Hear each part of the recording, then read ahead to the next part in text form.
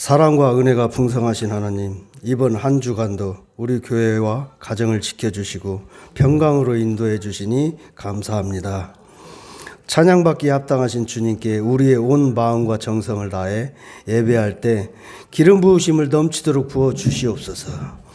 지치고 상한 마음이 있다면 오늘 예배를 통하여 회복되게 하시고, 갈급한 영혼들이 하나님의 손길을 통해 다시 설 수 있는 힘을 얻게 하여 주시옵소서. 한 주간 세상 속에 살아가면서 지은 죄가 있다면 그리스도의 보혈로 깨끗이 씻어주시고, 하나님의 용서와 자비를 의지하며 나아갈 때 죄 씻음의 역사를 경험케 하여 주시옵소서. 성도들의 삶을 위해 기도합니다. 경제적으로 궁핍함과 위기를 겪는 가정이 있거든 주님께서 필요한 것을 채워주시고 서로 돕는 사랑의 손길이 이어지게 하여 주시옵소서. 또한 질병으로 고통받는 성도들과 마음속 깊은 상처와 우울함으로 인해 날마다 힘겨워하는 이들이 있사오니 치유와 회복의 은혜가 임하게 하여 주시옵소서. 저희 성화교회를 위해 기도합니다. 저희 교회가 전도 행사와 홈커밍데이를 준비하고 있사오니 모든 과정을 주님께서 주관하셔서 지역 사회와 온 열방에 주님의 복음을 담대하게 전하는 사명을 다할 수 있도록 도와주시고, 서로 사랑으로 연결되고 성령의 역사로 하나 되며 어려움을 겪는 성도들 곁에서 실제적인 치유와 회복이 일어나는 공동체가 되도록 인도하여 주시옵소서. 자국의 안보 유지라는 명목 아래 세계 곳곳에서 전쟁이 끊이질 않고 있습니다. 모든 나라로 하여금 자국의 이익을 떠나 먼저 전 인류의 평화로운 미래를 생각할 수 있도록 하여 주시고, 전쟁은 결국 모든 인류의 멸망을 초래함을 깨닫게 하여 주시옵소서. 오직 주님의 평화를 이 땅에 허락하여 주시옵소서.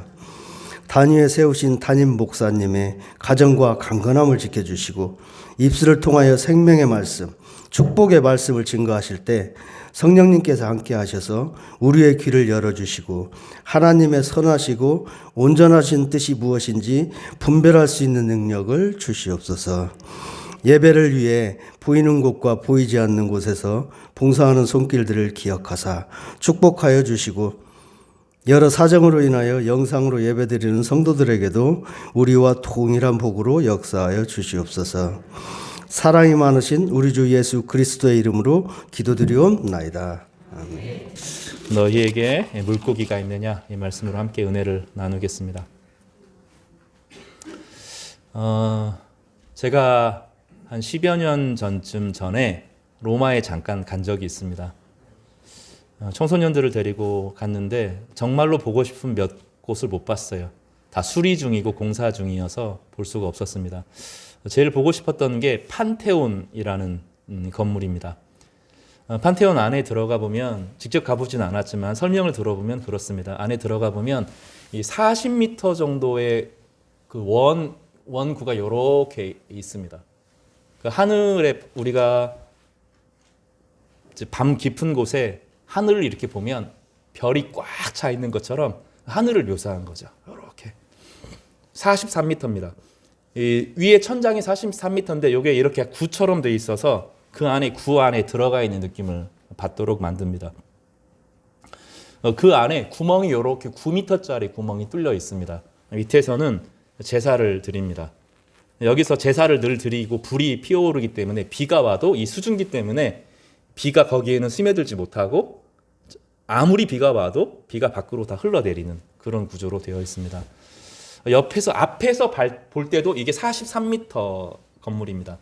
여기서 여기까지가 한 5m 된다고 치면 이것의 8배 정도 되는 건물이죠. 근데 문제는 그 건물에 철근이 없다는 거예요. 지금부터 2000년 전에 지어진 건물입니다. 지금도 견고합니다. 거기 가면 제사장들이 있고 주변으로 우상들이 쫙 깔려 있습니다. 그리고 한 곳에는 이름이 없는 신이라고 이름이 거기에 적혀 있어요.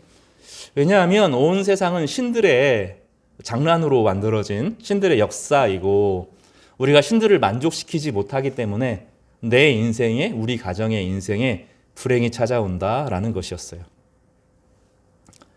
그런데 기독교가 등장을 했습니다. 근데 이 기독교는 유대교의 변종이라고 들었는데 좀 이상해요, 사람들이. 그래서 그들을 향하여서 야, 미스테리하다. 저 사람들 참 신비하다. 신비주의자들이다고 불렀어요. 왜 신비하다고 불렀냐면 그 사람들은 신을 섬긴다고 하는데 온 우주를 다스리는 신은 하나밖에 없대요. 자기들은 막 신을 느끼는데 제우스도 느끼고 헤라도 느끼고 아테네도 막 찾아와서 말하고 이러는데 신은 그런 신들이 아니라는 거죠. 다 우상이라고 말합니다. 신들을 섬긴다는데 신전이 없어요. 신전이 없는 신이 어딨어? 이 사람들은 이상하게 생각했습니다. 신들을 섬기는데 신과 인간을 연결해주는 제사장이 없다는 거예요. 이게 납득이 안 되는 겁니다. 재물도 없대요. 근데 이상해요, 이 사람들이. 같이 모여가지고 뭐 하냐 봤더니 찬양을 그렇게 많이 하고 예수의 이름으로 기도한다는 겁니다. 그리고 서로를 사랑하는데 귀족이, 왕족이 노예랑 같이 밥 먹고 친하게 지내고 격이 없이 우정을 나누고 뭐 이런 사람들이 다 있어. 야, 신기하다. 신비롭다. 그 사람들을 뭐라고 불렀냐면 신비주의라고 불렀던 거예요. 그래서 기독교가 등장했을 때 그 사람들 마음속에 너무나 큰 충격을 주었던 겁니다. 제가 수업하는 학생 중에 일본에서 태어난 한 아이가 있어요. 아이라고 말하면 안 되죠. 지금 이제 30 가까이 됐으니까. 그 친구는 이제 아버지가 일본 사람이고 여러 첩을 거느렸어요. 그 중에 이제 그 친구가 그 사생아로 태어난 아이입니다. 엄마는 한국 사람이고, 그런 일본에서 살았던 기억이 많고 어릴 때는 일본말을 썼는데 그 일본에서 살 수가 없어서 결국 한국에 데려와서 적응하지 못하고 지내다가 고등학교를 미국에서 지내고 나중에 한국에 돌아왔습니다. 근데 이 친구는 어릴 때부터 귀신을 늘 봤어요. 늘 머릿속에 시끄럽고 누가 보이고 마치 무당처럼 얘가 무슨 일이 있겠구나 하면 전화하면 막 죽으려고 하고 맞기도 하고 막 그런 일이 벌어져서 나도 보여? 물어보니까 하나도 안 보인다 그러더라고요. 웃지를 않으시네요. 영매죠, 영매.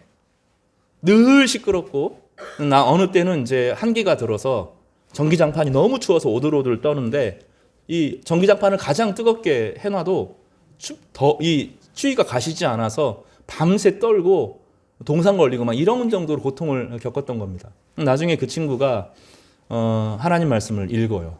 그리고 온 우주에 한 하나님밖에 안 계셔 하는 것을 마음속으로 받아들입니다. 그러니 그 다음 어떤 일이 일어났어? 그러니까 잤어요, 잠을. 평생 몰랐다는 거예요. 남들은 이렇게 자는구나. 남들은 이렇게 자고 이렇게 생활하는구나. 그리고 이제 밉다는 거예요. 예수님 믿는 사람들이 그 평안한 생활을 누리면서도 자기에게 복음의 얘기를 안 들려준 것이 그렇게 밉고 싫다. 그런 얘기를 하더라고요. 지금 신학을 합니다. 그 친구의 입장에서 보면 일본에는 신이 가득해요. 지금도 신이 가득합니다. 신과 인간을 연결해주는 사람들이 필요하고 신을 만족시키기 위해서 수많은 제사를 드립니다. 근데 그런 사람들 앞에서 이상한 사람들이 등장한 거예요. 고대 시대는 누구나 다 신을 알았고 신을 느꼈고 신을 체험했고 신을 경험했고 점을 쳤고 이게 당연한 시대입니다. 지금부터 2000년 전의 이야기로 돌아가 보면 우리는 100년 전, 150년 전에도 그랬어요. 지금도 인간의 역사를 우리의 인생을 주관하기 위해서는 누군가 우리에게 점을 쳐줘야 된다라는 거죠. 최근에 한옥마을을 걸었는데 풍경이 좀 달라진 게 있어요. 옛날에는 좀 한옥마을에 고즈넉함이 있었는데 지금은 그런 거 없죠. 한옥마을 가보면 먹을 것밖에 쭉 서 있는 그거밖에 없잖아요. 근데 또 하나 놀라운 풍경이 뭐냐면 점집이 많아졌어요. 점을 칩니다. 시대가 불안하니 우리가 미래가 어떻게 될지 점을 칩니다. 타로점들이 기계 곳곳에 기계로 타로 이제 요즘에는 기계로 AI로 점을 칩니다. 그리고 그 점이 더 정확하다는 거죠. 더 정확할 거예요. 왜냐하면 이게 도교가 뭐 대단한 진리를 갖고 있지만 엄청난 많은 이야기를 하고 도라고 말할 수 있는 건 더 이상 도가 아니다라고 말하는 그런 가르침을 말하고 있지만 그게 결국은 기계로 계산해서 확률로 계산해서 64방이 뭐 12개 이런 거 계산해 가지고 나오는 수학적이라고 말하거든요. 태어난 시기와 질서를 맞추면 별자리랑 비슷해서 우리 운명이 거기에 결정된다고 믿는 거죠. 점들이 많아졌어요. 우리 아는 하나님을 안 믿는 과학주의 시대에 살면서도 우리의 미래에 대해서는 불안해하고 그 미래를 장난이라는 이름으로 장난으로 점을 치지만 마음속으로는 한편으로는 정말로 그러기를 바라는, 또 좋은 얘기 해줘야 점을 치겠죠. 안 좋은 이야기를 하는 이유는 무엇입니까? 굿하도록 유도하기 위해서 점을 치도록 만드는 거죠. 좋은 얘기를 하는 것은 그 사람 기분 좋게 만들어주기 위해서, 또 안 좋은 이야기를 해서 굿을 해서 그 사람에게 돈을 뜯어내기 위해서 하죠. 자기도 그 안에 그 세계 속에서 살아가면서 그 사실을 믿습니다. 근데 기독교인들이 등장을 했어요. 이 사람들은 사제복장도 입지 않습니다.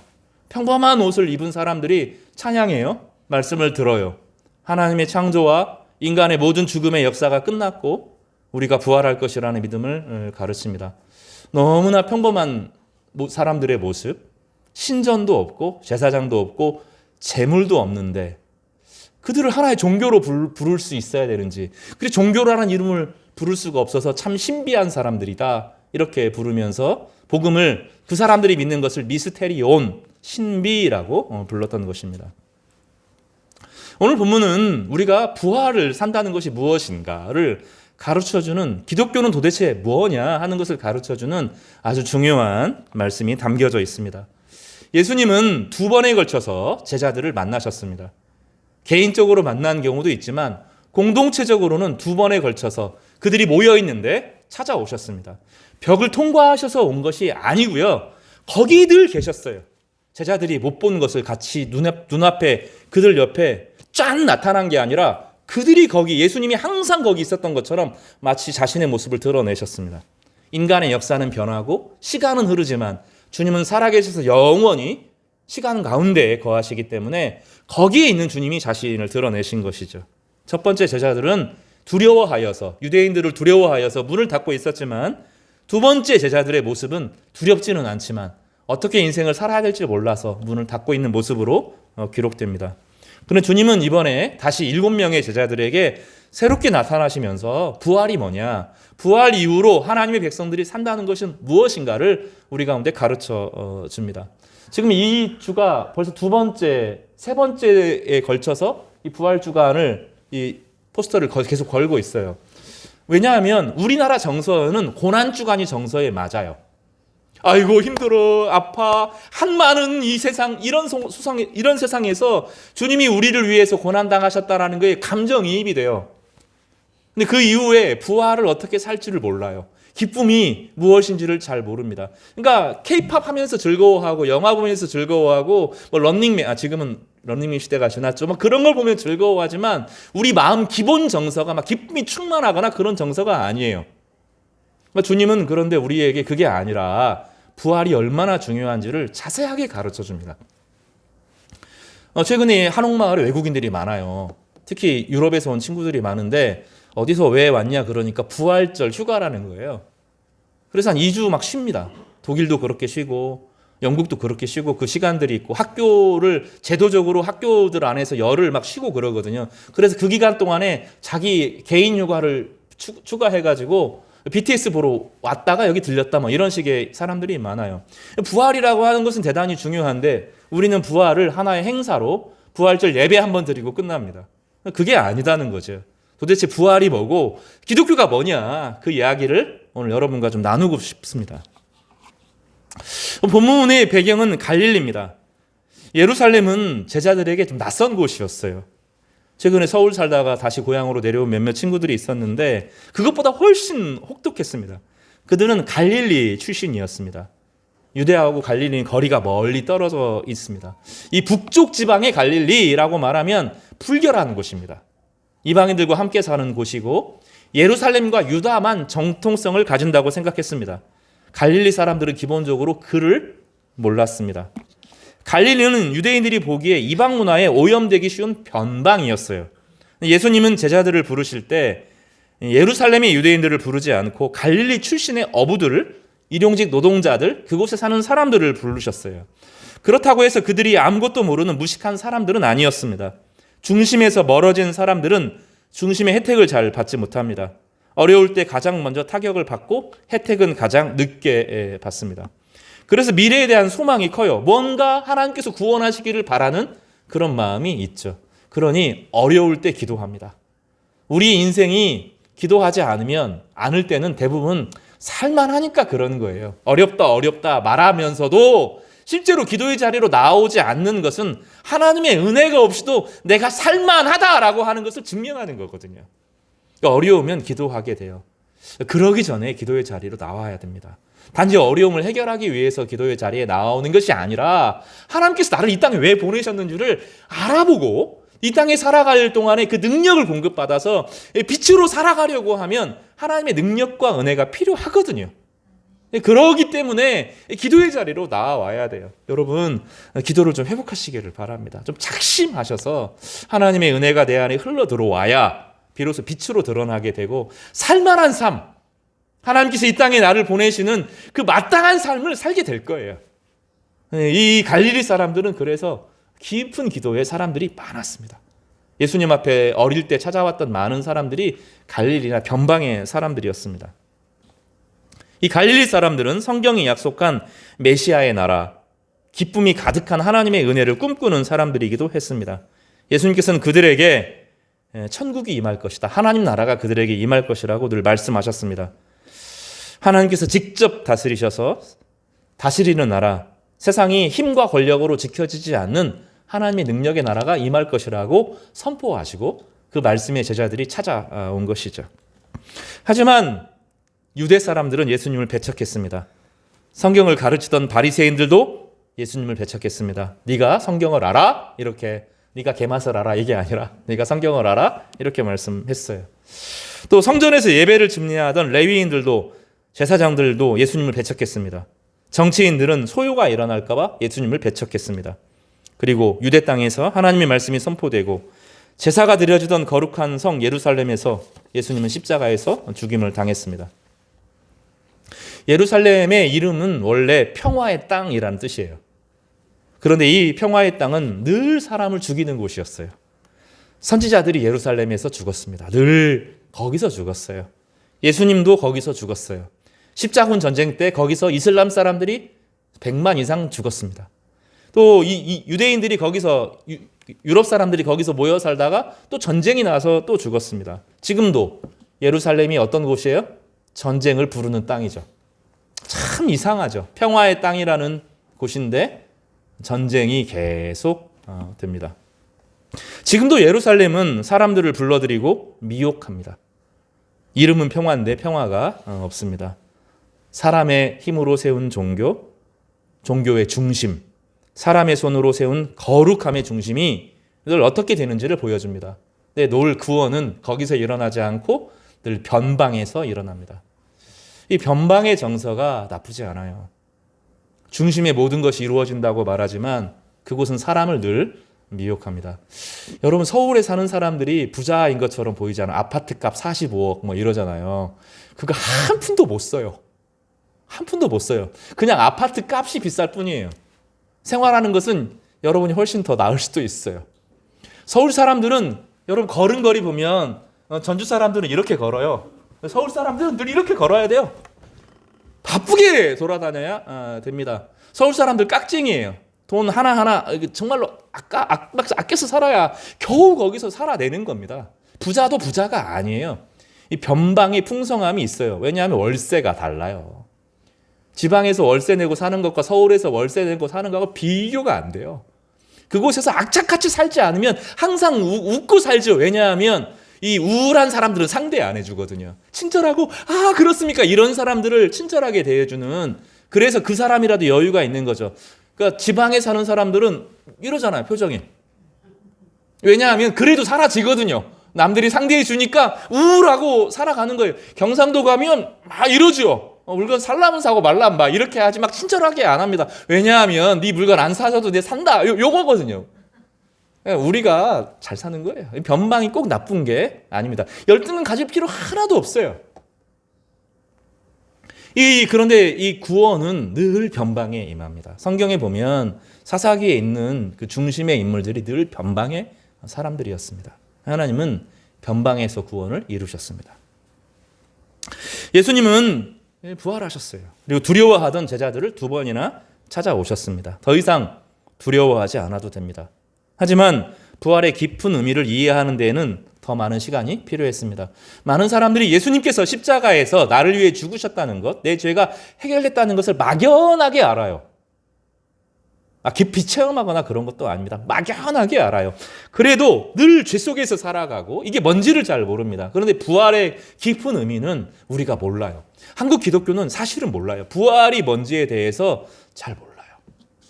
제자들도 그랬습니다. 3년이나 예수님과 동행했지만 예수님께서 부활하셨다는 것이 자신의 인생에서 구체적으로 어떠한 의미를 가지는지 몰랐습니다.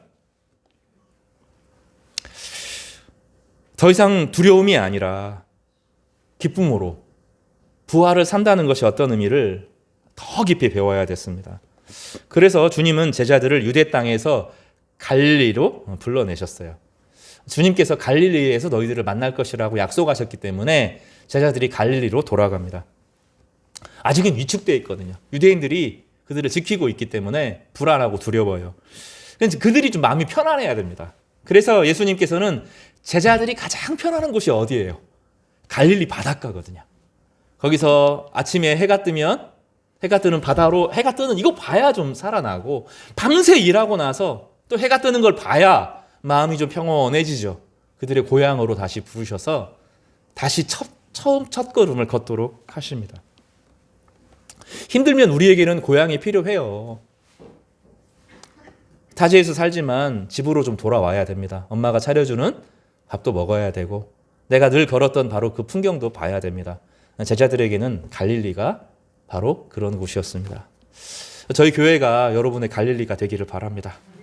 오면 편안하고 쉴 수 있고 좀 실수해도 괜찮고 방구 좀 껴도 괜찮고 막 이게 아니라 뭐 너무 지나가는 거죠. 제가 그 탁구장에서 늘 방구 끼는 분이 계셔요. 하나도 부끄럽지 않습니다. 누구라고 말할 수는 없는데 이게 하나도 부끄럽지 않아야 돼요. 좀 고춧가루 좀 껴고 집에 저녁에 왔는데 고춧가루가 하나 껴있는 거죠. 사람들이 나를 어떻게 생각했을까? 그거 좀 눈치 안 봐도 되는 이게 좀 갈릴리죠. 집에서 좀 괜찮잖아요. 집에서 좀 허점이 드러나도 부족해 보여도 아내를 대하는데 양복 딱 입고 고상하게 보내면서 흠집 하나도 없이 그게 무슨 집이에요. 집에서는 좀 털털하게 털어져 있고 좀 느슨해지고 실수하고 뭐 요래해야 그게 집이 아니겠어요? 제자들에게는 그게 갈릴리였어요. 예수님이 죽은 곳, 예수님을 십자가에 못 박게 한 곳, 그들의 지식을 자랑하는, 그들의 건물을 자랑하는, 그들의 권위와 전통을 자랑하는 것이 아니라 좀 느슨해도 되는 곳, 연약해도 되는 곳, 자신의 실수와 약점이 드러나도 되는 곳, 이게 그들의 갈릴리였습니다. 교회는 그래서 갈릴리 바다와 같아야 됩니다. 성경은 예수께서 부활하신 후 그 땅에 머무신 기간을 한 40일이라고 말합니다. 그렇다면 제자들이 예루살렘을 떠나 갈릴리로 내려가서 머문 시간은 한 달 정도가 된 것처럼 보여요. 그 한 달 동안 제자들은 갈릴리에서 무엇하고 보냈을까? 바로 예수님께서 나타나셔서 만나고 그런 게 아닙니다. 본문에 보면 그들은 제자로서 하던 모든 일을 내려놓고 다시 물고기를 잡고 있습니다. 점차 과거의 놀람에서 좀 벗어났을 거예요. 우리가 어떤 큰 일을 경험하고 나면 시간이 좀 흘러야 돼요. 어느 분이 돌아가셨다거나 큰 결혼을 했다거나 이러고 나면 내가 남편이 됐구나. 이걸 좀 받아들이는데 좀 시간이 좀 걸립니다. 아빠가 되고 나면 시간이 좀 걸립니다. 엄마는 바로 아이와 10개월을 보내다가 아이가 태어났기 때문에 자기 자식인데 아빠는 그게 안 돼요. 아빠는 좀 시간이 걸려서 이 아이와 친해지는 시간이 필요합니다. 이 제자들은 예수님이 죽으시는 이 기간을 너무나 큰 충격이었어요. 막 십자가에서 자기가 따랐던 예수님께서 십자가에 막 죽고 또 못 박히고 이거 살아났다고 하는데 주님을 보긴 봤는데 이게 도대체 무슨 일인지 도대체 알 수가 없었습니다. 그래서 한 30일 정도의 시간이 필요했던 것으로 보입니다. 그래서 자신의 일상으로 돌아가서 일상의 삶을 살고 있습니다. 그러나 예수님을 따르는 동안에 겪은 극적인 사건들, 기적과 고난, 십자가와 부활이 무엇인지 생각할 시간이 좀 필요했던 것으로 보여요. 그래서 그들은 침묵 속에서 아주 익숙한 일터로 돌아가서 자신의 일을 감당하고 있습니다. 여기서 우리는 중요한 질문을 하게 되는데 부활이 일어났는데 그러면 우리는 이제 무엇을 해야 되는가? 부활이 분명한 사실이어도 그 사실이 내 삶을 어떻게 움직여야 하는지 알지 못할 때가 있어요. 그래서 우리는 가장 익숙한 자리, 옛자리로 돌아갑니다. 더 돌아가는 거죠. 먹고 사는 것에 시달려서 인생을 사는 거죠. 먹고 사는 문제가 간단한 문제가 아니에요. 되게 어렵죠. 그런데 그게 우리의 인생의 의미와 목적은 아닙니다. 하나님의 백성이 이 땅에 살아가는 사람들은 십자가와 부활을 경험한 사람들이거든요. 예수님이 우리를 위해 십자가에 죽으시고 죄를 멸하신 엄청난 역사를 본 사람들이고, 예수님이 죽음을 이기시고 부활한 그 사건을 목격한 사람들이고, 그 목격의 공동체를 우리는 교회라고 부르는 거거든요. 그러면 교회는 뭐지? 먹고 사는 문제 안에서 하나님 나를 먹고 살게 해주십시오 하는 것에 내 인생 전체를 걸어서 나의 모든 기도가 하나님 내가 먹고 살게 해주십시오. 내 자녀가 먹고 살게 해주십시오. 내 마음이 좀 평화를 주십시오. 이게 부활이냐? 제자들이 지금 돌아가서 물고기 잡고 살아가면서 그 안에 많은 물고기를 잡고 주님 믿으니 주님께서 오늘도 나에게 추수하게 하셨다라고 하는 그것이 교회냐? 그게 부활을 살아가는 것이냐? 그게 십자가를 경험한 사람들이냐? 하고 본문은 우리에게 질문을 던지는 거죠. 그래서 오늘 본문은 중요해요. 우리와 똑같기 때문입니다.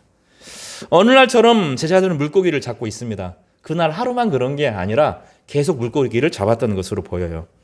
그런데 그날 밤이 맞도록 그물을 내렸는데 그날은 한 마리도 고기가 안 잡히는 거예요. 한두 시간이 아니라 밤새도록 그물을 던집니다. 왜냐하면 아마 더웠던 것 같아요. 열이 좀 날씨가 좀 더워지기 시작하면서 한 더위에 이 물고기들이 안 나와요. 그래서 저녁에 물고기들이 숨어 있다가 밤이 되면 나와서 이제 활동을 합니다. 그러니 밤에 물고기를 잡는 게 갈릴리 바다의 풍습이었던 것처럼 보여요. 가장 자신 있는 일이 물고기 잡는 일이죠. 가장 익숙한 일이 물고기 잡는 일이에요. 그런데 빈 그물 뿐입니다. 어스름한 새벽이 다가오고 있었습니다. 21장 4절에 보면 날이 새어갈 때 밤새 고기를 잡았는데 한 마리도 못 잡아요. 밤새 날이 새어갈 때 예수께서 바닷가에 서셨으나 제자들이 예수인 줄 알지 못하는지라. 여러분 지난번에도 말했던 것처럼 주님이 늘 그 자리에 계시는데 우리가 몰라요. 우리가 몰라요. 내가 고통당할 때 주님 어디 계셨습니까? 그러면 내가 옆에 있었는데 네가 못 알아봤다는 거예요. 내가 너 머리 위에 손 얹고 있었다. 너의 고통 가운데 나도 같이 막 울었다. 우리가 큰 어려움을 당하면 부모님이 그렇게 아파하잖아요. 우리 남편 아내가 아파하죠. 그래 주님이 더 아파하신다는 거예요. 우리가 이거를 못 믿으면 우리 자녀를 주님께 못 맡겨요. 내가 세상에서 내 자녀를 제일 사랑하는 것으로 느껴요. 여러분 그렇게 생각하잖아요? 아니에요. 사랑은 하나님으로부터 와요. 내가 제일 힘들 때 우리 엄마 아빠가 나를 위해 고통하는 것보다 예수님께서 훨씬 더 아파하셔요. 이게 안 믿어지면 우리 인생을 손을 놓지를 못해요. 내 자녀들에 대한 손을 놓지를 못해요. 주님께 맡기지를 못합니다. 서셨으나 라고 되어 있어요. 서셨으나. 서셨을 때 한 번만 지나가다가 이게 선 게 아니에요. 제자들이 이게 자기에게 일어난 일이 뭔지를 모르는 거죠. 그래서 지금 이제 유대인들의 공포에서는 벗어났어요. 밤새 그물을 던지고 걷고 그물을 던지고 하는데 한 마리도 못 잡아요. 밤새 주님이 지켜보셔요. 뭐하나 계속 보고 있는데 제자들이 몰라요. 자신의 인생에 슬픔에 빠져 있어서 자신이 인생이 안 된 것, 고난받은 것, 슬펐던 것, 그 모욕당했던 것, 그 유대 땅에 가가지고 눈치 봤던 것, 눈칫밥 먹었던 것, 요것 때문에 이거 못해요. 우리도 똑같아요. 인생을 살아가면서 주님이 옆에서 저놈 뭐하나 내 옆에 있는데 못 봐요. 믿음으로 반응하지 못하니까 기도하지도 않아요. 주님께 요청을 해야 되는데 요청하는 데까지 시간이 너무나 오래 걸려요. 자꾸 사람을 의지하고 자신의 과거로 자꾸 들어가요. 자신의 실수로 자꾸 돌아가요. 자신의 아픔 속으로 깊이 들어가 있어요. 제자들이 예수를 알아보지 못한 이유는 부활하신 주님의 모습이 좀 달라졌기 때문이죠. 또 새벽녘이라 사람의 윤곽만 보여서 누구인지 보기 어려웠을 거예요. 그러나 중요한 이유는 그들은 아직 자신들 앞에 일어난 역사적 변화를 온전히 의식하지 못하는 거예요. 죽음이 극복된 세상, 모든 인간이 결국은 살아날 세상, 죄와 사망이 극복된 세상, 사탄이 더 이상 인간을 지배할 수 없는 세상에 새로운 시대가 열렸다는 것을 그들이 감지하지 못하기 때문입니다. 그런데 본문의 표면을 주목해 보면 예수께서 바닷가에 서셨으나 그러나 못 봤다는 거죠. 여기에서 성경은 예수께서 그들을 찾아오셨다라고 말하지 않고 서셨다라고 말해요. 제가 다시 반복하지만 주님은 거기서 늘 제자들과 함께 제자들을 지켜보고 오랫동안 지켜보고 계셨어요. 여러분 이 주님이 여러분 옆에 우리를 지켜보고 계시고 우리의 편이 되시고 우리를 위하신다는 생각을 그런 의식을 좀 가지시기를 바랍니다. 늘 생각하셔야 돼요. 주님이 나와 함께 하신다. 주님은 늘 제자들과 함께 하셨습니다. 사실 주님은 베드로의 한평생을 지켜보신 분이세요. 처음 베드로를 부르실 때도 그랬어요. 누가복음 5장을 보면 밤새 고기를 잡지 못한 베드로를 주님은 지켜보셨어요. 지쳐서 그물을 씻고 있던 베드로에게 굳이 배를 빌려달라고 청하셨어요. 그래서 야 내가 네 배에서 설교를 좀 해도 될까? 사람들이 너무 밀려가지고 나를 막 붙잡고 찢으려고 그래. 안 되니까 좀 그물 좀 떨어져서 설교를 해야 되는데 네 배에서 좀 하자. 이렇게 부르시기도 하셨어요. 장모가 아플 때 주님께서 치료해 주셨어요. 그리고 깊은 곳에 그물을 던지라고 말씀하셨어요. 3년 동안 설교를 듣게 하셨고 베드로의 한평생과 함께 하셨어요. 성경은 이 주님의 눈길에 대해서 여러 번 이야기해요. 나다나엘이 무화과 나무 아래서 기도할 때 예수님은 그 기도를 알고 계셨어요. 가룟 유다가 예수님을 팔아 넘기려 마음 먹었을 때 예수님은 그 마음도 알고 계셨어요. 쌍둥이 도마가 손으로 직접 만지기 전에는 믿지 못하겠다고 할 때 주님은 그 말을 듣고 계셨어요. 그리고 밤새 그물을 던지는 제자들을 또 지켜보고 계십니다. 사랑하는 성도 여러분, 주님은 우리의 모든 삶을 알고 계시며 안타까워하십니다. 우리가 밤새 수고하고도 아무것도 얻지 못할 때 주님은 그것을 알고 계십니다. 자기 문제에 빠져 있는 자들에게, 상처와 두려움으로 가득 찬 이들에게, 삶의 의미를 알지 못하는 자들에게 주님은 그들과 함께 하시고 지켜보십니다. 그들 곁에 서 계시죠. 그리고 때가 되면 위로와 소망을 던져 주십니다. 소망의 이유를 묻는 사람들이 있습니다. 나는 왜 살아야 하는가? 이 반복되는 억압과 두려움을 어떻게 벗어날 수 있는가? 이 고통을 어떻게 그칠 수 있는가? 주님은 이 질문을 듣고 계신 분이십니다. 그런데 이 질문은 평상시는 안 하게 돼요. 일상을 살아가는 동안 안 하다가 큰 어려움을 겪거나 아니면 큰 문제 앞에 서 있거나 인생의 전환기 때 도대체 나는 왜 태어났을까? 이렇게 살아도 될까? 그리고 삶의 의미와 목적이 없다고 생각하면 죽어버립니다. 요즘에 한국에 자살이 그렇게 많아요. 최근에 중요한 각광을 받고 있었던 한 논설위원이 또 자살했죠. 너무나 많이 죽어요. 깊은 삶의 의미를 세상 사람들과의 관계에서만 설명하기 때문에 그래요. 그 사람들이 나를 얼마나 알아주느냐, 그렇지 않느냐, 내 인생은 왜 살았는가, 이게 정리가 안 되면 삶의 문제가 다가오면 감당하지 못해서 손을 놓아버리는 겁니다. 주님은 여기에 개입하시죠. 21장 5절 우리 같이 한번 읽어보겠습니다. 시작. 같이 읽겠습니다. 시작. 예수께서 이르시되 얘들아 너희에게 고기가 있느냐 대답하되 없나이다. 거리가 오늘 본문에 보면 한 50간이라고 하는데 한 간이 한 1m 정도 되니까 한 50m 떨어집니다. 밤바람, 새벽 바다에는 바람이 불죠. 그러면 예수님께서 한 50m 떨어진, 그리고 생각을 하셔야 돼요. 이 배가 바다 육지까지 딱 닿는 배가 아니에요. 배가 따로 있고 작은 배가 있어서 그 배로 오고 가는 그런 형태입니다. 왜냐하면 큰 배가, 고기를 잡는 큰 배가 이 육지에 되면 한번 딱 좌초가 되면 이게 너무 어렵거든요. 그러니까 거리가 좀 있다고요. 그럼 예수께서 얘들아 고기가 있느냐 이렇게 하셨을까요? 그렇게 안 하죠. 얘들아 밤새 고기 잡았는데 고기가 있느냐 하고 물어본 거죠. 얘들아 하고 크게 외쳤을 거예요. 바람이 불고 바람을 뚫고 주님의 목소리가 그들에게 전달됩니다. 너희에게 고기가 있느냐 하고 이제 물어본 거죠. 배에 있는 사람들이 신경 안 써도 되는데 저 멀리서 한 50m쯤 떨어진 윤곽만 있는 사람이 고기가 있느냐 하고 물어보는 거죠. 그들이 어떻게 대답합니까? 없어요. 밤새 잡았는데 한 마리도 없어요. 이렇게 답했을 거예요. 근데 그 주님께서 이렇게 너무 지나가야 되는데 그물을 오른쪽에 내려봐 이렇게 말을 하는 거예요. 지금 물고기 앞에 상황은 누가 봐요? 제자들이 보죠. 눈앞에 보입니다. 50m 떨어져서 보여요? 안 보여요? 안 보여요. 근데 멀찌감치 떨어진 사람이 오른쪽에 그물을 던져! 이렇게 지금 이야기하는데 이 사람들이 던집니다. 바보 같은 짓을 하죠. 수고가 다 헛되고 돌아가는 그 시간에 주님은 거기 미리 하셨어요. 거기 계셨어요. 그리고 말을 건네십니다. 오른편에 그물을 던져라. 부활은 우리의 힘으로 인생을 살아내는 것이 아니라 부활의 능력으로 세상을 살아갈 수 있는 가능성이 있다는 걸 보여주는 거예요. 내 지혜와 내 지식이 하나님께서 우리 가운데 가르쳐 주신 지식이기 때문에 무의미한 건 아닙니다. 그런데 그것이 다가 아니에요. 인생의 의미와 가치에 대해서는 아무리 내가 생각하고 어떤 철학책을 읽어도 어떤 신학책을 읽어도 해결이 안 됩니다. 교리서를 읽어서 해결이 되는 게 아니고 예수님과의 어떠한 방식으로든지 만남이 있어야 되는 거죠. 그런데 놀라운 일이 벌어지죠.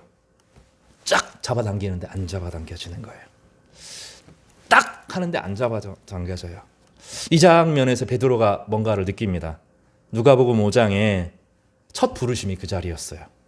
밤새 한 마리도 잡지 못했던 베드로에게 주님께서 먼저 바닷가에 와 계셔서 그물을 깊은 곳으로 던지라고 하셨어요. 그때 그물이 찢을 만큼 고기가 가득 찼습니다. 그때 베드로가 주님 앞에 엎드려 말하죠. 주여 나를 떠나소서 나는 죄인입니다. 나는 세상을 다 책임질 수 있는 사람이 아닙니다. 나는 내 인생을 알지 못하고 인생을 살아가는 사람입니다. 그런 당신은 하나님이시고 모든 것을 아시는 분이십니다. 주님이라고 고백합니다. 모든 것이 똑같이 그대로죠. 밤이 새도록 헛수고한 것도 똑같아요. 바닷가에 먼저 와 계신 것도 똑같습니다. 그물을 던지라 하는 것도 똑같습니다. 가득한 그물도 똑같습니다. 주님이 베드로에게 무엇을 하고 계신 것입니까? 베드로를 첫 만남의 자리로 다시 데려와서 내가 처음 나를 만난 날을 기억하느냐? 내가 처음 나를 따라 나선 날을 기억하느냐? 주님은 그날의 풍경 전체를 다시 펼쳐 놓으십니다. 베드로는 그 사이에 큰 실패를 경험했어요. 3번 주님을 부인했습니다. 주님이 잡히시던 밤 그는 주님을 모른다고 했습니다. 나는 주를 위하여 목숨을 버리겠습니다. 여러분 한때 다 그 생각하면서 주님 다른 사람 많아요. 뭐든지 할 것 같아요. 그런데 내 힘으로 못하는구나 딱 느끼는 순간이 오죠. 그 입으로 주님을 부인했습니다. 그 일은 그 가슴에 여전히 박혀 있습니다. 갈릴리에 내려와 그물을 잡고 있던 그의 마음 한구석에 그 새벽닭 울음소리가 아직 들리는 것 같습니다. 그런데 베드로는 아무 말 안 하시고 그 첫 만남의 풍경을 다시 재현하시죠. 말로 책망하지 않으셔요. 손가락으로 비난하지 않으십니다. 그리고 처음의 자리를 다시 펼쳐 놓으시면서 잊지 못할 아침을 만들어 주십니다. 베드로가 7절에 보면 옷을 두르고 바다로 뛰어듭니다. 바다에 사는 사람이니 수영은 다 했을 거예요. 수영하는 사람들은 옷을 벗어야 된다는 걸 압니다. 근데 굳이 옷을 입어요. 왜 그렇죠? 내가 제자입니다. 내가 한때 실수했지만 예수님의 제자로 살기를 원합니다. 그거를 보여주고 싶었던 거죠. 그래서 겉옷을 두르고 바다에 뛰어내립니다. 이게 베드로의 반응이죠. 그리고 베드로가 주님을 만났을 때 어떤 장면이었어요? 우리가 잘 아는 거죠. 불이 토닥토닥 피어나고 지금같이 철사로 된 그런 망은 없을 거예요. 그러니 돌을 얹었을 겁니다. 돌을 얹어놓고 거기에 물고기가 있고 떡도 있고 생선 구운 냄새, 여러분 화덕에 구운 생선 냄새 어떤 건지 아시죠? 밤새 배고플 때 먹는 그 생선 구운 냄새, 떡 구운 냄새가 얼마나 멋있었을 것 같아요. 이제 해가 떠오르겠죠. 어스름함이 거치고 해가 떠오르고 그 순간에는 고요해집니다. 그럼 그 순간이 있어요. 바람 방향이 바뀌거든요. 바다에서 불어오는 바람이 멈추고 이제 육지에서 바람이 불어오는 그 시점이 되면 고요해집니다. 제가 어떻게 잘 아냐면 대천에서 제가 1년 정도 군 생활을 했잖아요. 잠깐 파송을 받아서 아침마다 바닷가를 뛰었어요. 잘 알아요. 그 고요한 순간이 찾아오는데 그때 주님과 베드로와 대화를 하죠. 교회는 제가 교회라는 질문을 던졌어요. 교회는 신전이 없어요. 교회는 신전이 없어요. 교회는 영매가 없어요. 일본은 지금도 영매가 많아요. 빨간 옷 입은, 빨간 치마 입은 다 영매들이죠. 지금도 우리나라에 영매가 많아요. 무당들이 다 영매죠. 다 신전이 있어요.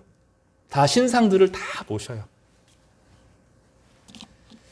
세상에 많은 나라에 그 신전들이 있어요. 그러니까 저는 이 강대상이 늘 불편해요. 이게 뭐 대단히 거룩한 것처럼 그렇지 않아요. 저는 설교를 할 때 뭐 큰 의식을 치르는 세례식, 성찬식을 할 때는 대표성을 가지고 이야기하기 때문에 옷을 입지만 평상시 제가 어떻게 옷을 입어요? 양복 입고 설교해요. 제가 넥타이를 매는 것은 이 시대의 문화이기 때문에 넥타이를 맵니다. 넥타이 좀 불편해요. 하얀색 와이셔츠를 가능하면 입고 양복을 입죠. 이것이 영매라는 뜻은 아닙니다.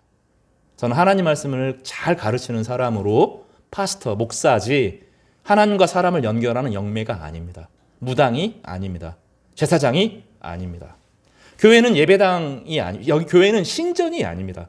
그러니까 불편한 게 뭐냐면 이 예배당을 지을 때 자꾸 신전 흉내를 내서 예배당을 지쳐. 예배당은 그냥 평범한 생활의 공간입니다.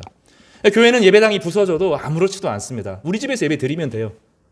장로님 집에 예배 드리면 되고 공간이 있으면 함께 모여서 거기서 둘러서 예배 드리면 돼요. 많이 찬양하고 많이 기도하고 서로를 격려하는 거죠. 오늘 본문에 보면 교회가 뭐냐를 보여줘요. 교회는 예수님께서 부활하신 예수님께서 고난에 빠진 제자들을 찾아오셔서 부활하신 자신의 모습을 드러내 보이시고 그들과 함께 식사하시고 교제하고 나누고 풍성하게 사랑하고 사랑받는 그 공간을 그 사람들의 모임을 뭐라고 불러요? 교회라고 불러요. 교회는 이 건물이 아니에요. 늘 이야기하지만 이 건물을 지칭하는 것은 예배당이에요. 예배당. 예배를 부르기 위해서 공간을 마련하는 곳입니다. 하나님은 이 예배당에만 임하시는 것이 아니에요. 하나님은 어디 계셔요? 늘 우리 곁에 계셔요. 늘 우리와 함께 하셔요. 그래서 성도들이 함께 모여서 사람들이 뭐예요? 예수님의 이름으로 기도하고 함께 식사를 하고 함께 찬양을 하고 서로를 위해서 기도하고 좀 내가 여유가 있으면 상대방의 피로를 채워주고 또 내가 좀 어려우면 상대방이 어떻게 또 알고 또 채워주고 우리를 위해서 기도하고 격려하는 이런 만남들을 뭐라고 불러요? 교회라고 불러요. 그 교회 가운데 부활의 능력이 계속 흘러가죠.